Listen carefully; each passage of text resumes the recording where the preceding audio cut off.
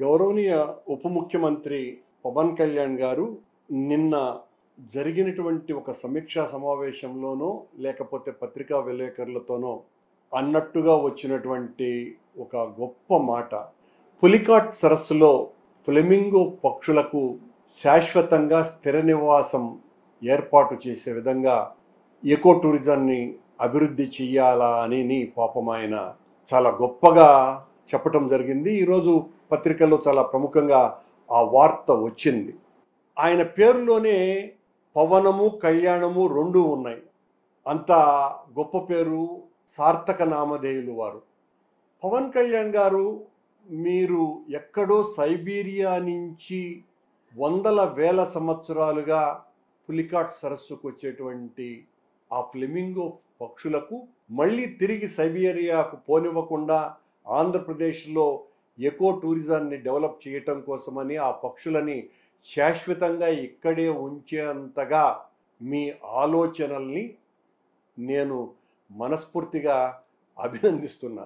ఈ సందర్భంగా మీకు నా ప్రత్యేకమైనటువంటి విన్నపం కూడా ఒకటి చేస్తున్నా. బంగాళాఖాతంలో సుదూర ప్రాంతాల నుంచి సరిగ్గా వందల వేల మైళ్ళ దూరం ప్రయాణించి గోదావరి వరదలప్పుడు గోదావరిలోకి వచ్చేటువంటి పులస చేపని కూడా మీరు శాశ్వతంగా గోదావరిలోనే ఉండేటట్టుగా స్థిర నివాసం ఏర్పరచుకునేటట్టుగా చేయవలసిందిగా మిమ్మల్ని కోరుకుంటున్నా. తద్వారా పిఠాపురం నియోజకవర్గంలో ఉన్నటువంటి ప్రజలతో సహా ఆంధ్ర రాష్ట్రంలో అందరికీ కూడా పులస చేప దొరికే విధంగా వెసులుబాటు కల్పించవలసిందిగా కోరుతున్నా.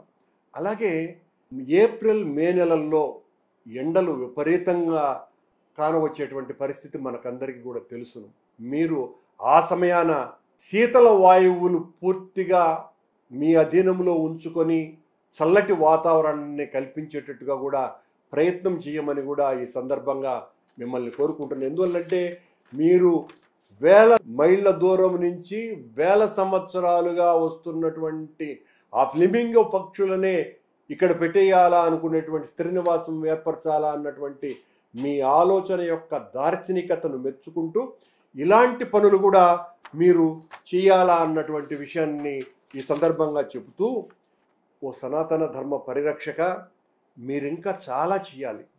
ఎందువల్లంటే నేనే కాదు అందరూ కోరుకుంటున్నటువంటి విషయం, మీరు ఇంత గొప్పగా చెప్పిన తర్వాత ప్రమాదాలు జరగకుండా రోడ్లను, తొక్కిసలాటు జరగకుండా దేవాలయాలను, 24 గంటలు తాగినా తూలి రోడ్ల మీద పడి చనిపోకుండా తాగుబోతుల్ని, వీళ్ళందరినీ కూడా అలాంటి మద్యం రాకుండా ఉండటానికి, నివారించటానికి శాసించమని కోరుతున్నా.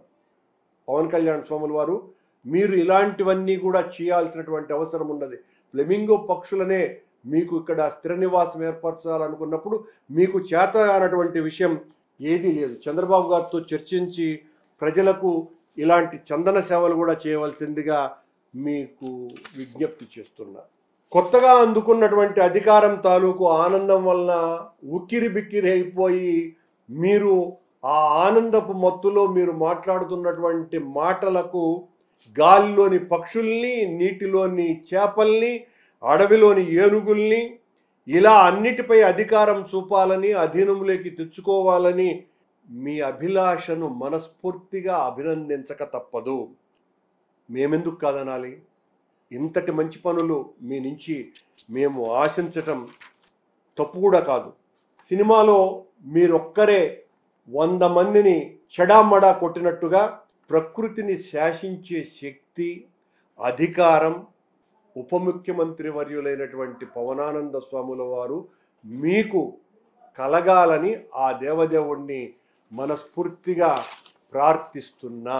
ఇలాంటి మంచి పనులెన్నో మీరు చెయ్యాలా. మీ జ్ఞాన తృష్ణను, మీకున్నటువంటి ఈ అమోఘమైనటువంటి ప్రజ్ఞను చూసి లోకేష్ బాబే దిమ్మ తిరిగిపోవాలని కోరుకుంటున్నాను.